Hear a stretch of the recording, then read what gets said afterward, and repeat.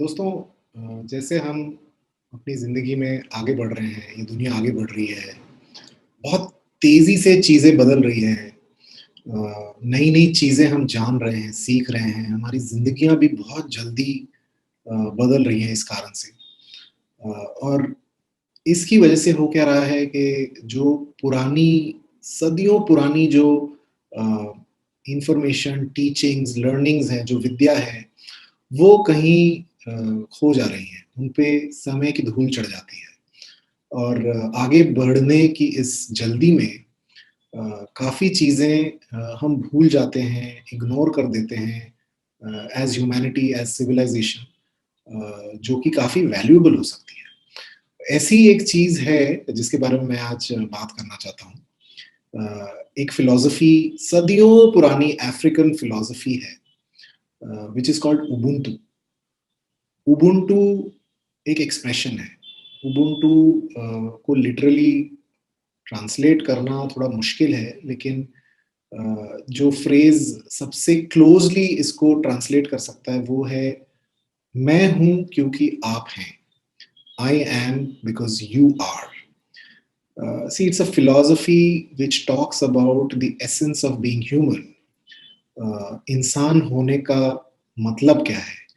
इंसान होने के मैनिफेस्टेशंस क्या हैं? और एसेंशियली, फंडामेंटली इंसान होने का डेफिनिशन ये है कि हम अकेले नहीं जी सकते। हमारा जो एग्जिस्टेंस है, वो अकेले कभी पूरा नहीं हो सकता। हम एक दूसरे से कनेक्टेड हैं। As humanity we are connected with each other, we are a large community. And in fact Ubuntu goes one step ahead, वो एक स्टेप और आगे जाता है, जहाँ कहता है कि not just one human to another. Every species on this planet is connected and we are interdependent. हमें एक दूसरे की ज़रूरत है, नहीं तो हमारी ज़िंदगी आगे नहीं बढ़ सकती। एक एग्ज़ाम्पल मैं आपको दूँगा, आपको पता है हम फूड क्रॉप्स खेती करते हैं, अनाज खाते हैं। पूरी दुनिया में 30% ऐसा अनाज है, जो उग ही नहीं सकता अगर मधुमक्खियों से क्रॉस पॉलिनेशन ना हो। मधुमक्खियाँ जो एक फसल पे बैठती हैं, फिर दूसरे फसल पे जाती हैं, उसी कारण अलग-अलग अनाज उगते हैं। 30%, 30% of the world's food crops are dependent on this act of cross pollination by बीज। तो आप समझ सकते हैं, इतनी छोटी-छोटी मधुमक्खियाँ जो हमें बहुत यूज़लेस लगती हैं, वो हमारे एग्जिस्टेंस के लिए कितना मैटर करती हैं। सिमिलरली, जब हम ज़िंदगी में आगे बढ़ रहे हैं, आजकल प्रोग्रेस, मटेरियल प्रोग्रेस बहुत हो रहा है, हमें लगता है हमें किसी की ज़रूरत नहीं है, हम अकेले ही सब कुछ कर सकते हैं। We can live our lives alone, we are not dependent on anyone, we don't need anyone, चाहे वो हमारे पर्सनल लाइफ में हो, चाहे वो हमारे बिज़नेस लाइफ में हो, हमें ऐसा लगता है कि हम अकेले ही सब कुछ कर सकते हैं। लेकिन उबुंटू एक वो पुरानी फिलॉसफी है जो याद दिलाती है कि वी आर कनेक्टेड और कहीं न कहीं हम एक दूसरे के बगैर आगे नहीं बढ़ सकते। Okay, and it is so pertinent, right? आप अकेले कितना ही कर लोगे। श्योर, आप अकेले फ्रीडम पा सकते हो, आपको कोई रोकने-टोकने वाला नहीं होगा, लेकिन आप लिमिटेड हो जाते हो, राइट?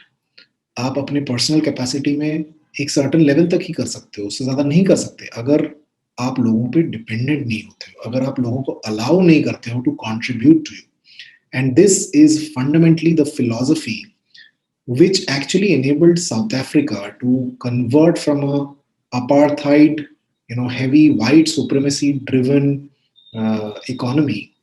जब नेल्सन मंडेला उनके पहले ब्लैक प्रेसिडेंट बने, जब अपार्थाइड हटाया गया, साउथ अफ्रीका वाज स्ट्रगलिंग कि कैसे हम डेमोक्रेसी बिल्ड करें।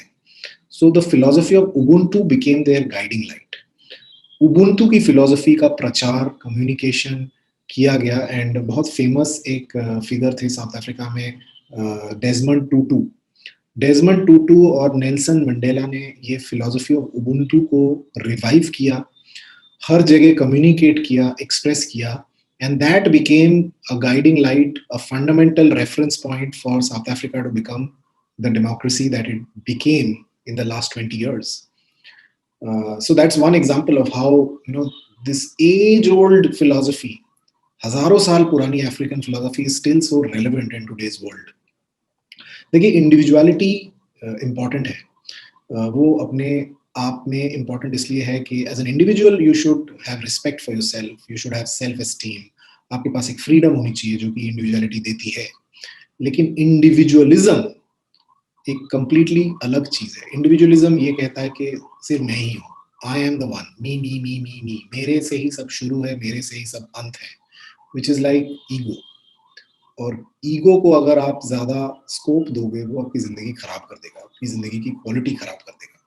सो इंडिविजुअलिटी को एम्ब्रेस कीजिए, इंडिविजुअलिज़्म को दूर रखिए। इस फिलॉसफी को अपनी ज़िंदगी में अगर हम अपना सकते हैं, तो बहुत फ़ायदा होगा।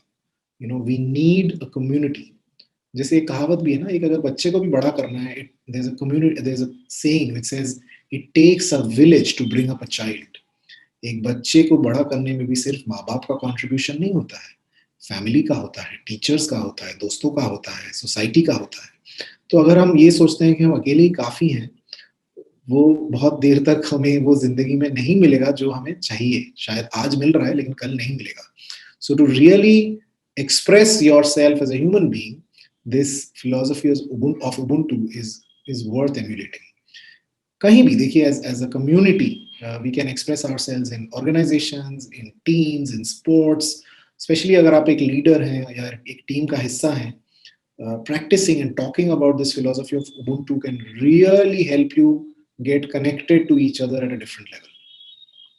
एक एग्जांपल देना चाहूँगा, बहुत फेमस बास्केटबॉल कोच हैं अमेरिका में, डॉक रिवर्स। बहुत ही फेमस कोच हैं, very well respected. His biggest success was Boston Celtics करके एक बास्केटबॉल टीम है, उनको एनबीए चैंपियनशिप्स जिताना। You know, he was the head coach when Boston Celtics won the NBA championship. And one of the things that he says is he propagated this philosophy of Ubuntu in the team. Team में Ubuntu के बारे में बात करना शुरू करी, उनको explain किया एंड फोकस किया कि वो उबुंटू फिलॉसफी से अपनी ज़िंदगी जिए, जहाँ एक दूसरे का सहारा बने, एक दूसरे के लिए जिए, सिर्फ अपने लिए नहीं। और इस फिलॉसफी को प्रैक्टिस करने से इतना फ़ायदा हुआ कि एज़ अ टीम वो इतने कनेक्टेड हो गए कि उनके परफॉर्मेंस लेवल्स सिग्निफिकेंटली बढ़ गए and eventually Boston Celtics won the NBA championships in 2008. So that's another example of how this philosophy is so beneficial and so relevant in today's world, especially when you want to work with teams. तो ये आज के बारे में था, आज के video के बारे में था। दो किताबों के बारे में मैं कहना चाहूँगा। एक ये डॉक रिवर्स की एक किताब है about how he has coached people and teams to be successful, और एक उबुंटू फिलॉसफी के बारे में एक किताब है। इन दोनों किताबों के लिंक्स मैं वीडियो डिस्क्रिप्शन में डाल दूंगा। मैं स्ट्रांगली रिकमेंड करूंगा कि आप इन दोनों किताबों को पढ़ें, बहुत फायदा मिलेगा। आज के लिए बस इतना ही दोस्तों। I will come back again with an interesting video sometime soon. Thank you, bye bye.